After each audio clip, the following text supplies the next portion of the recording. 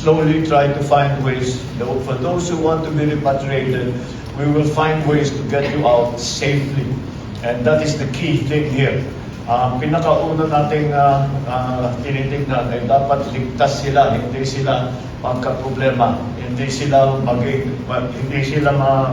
ma-attack dahil sa misidentification, dahil na tuloy-tuloy ang pagbomba, missile attacks, drone attacks, and we already have seen friendly fire incidents in the past day. So kailangan natin bantayan yun. So right now, safety first for our people, and they are in constant contact with our embassy staff, both and the families of those who are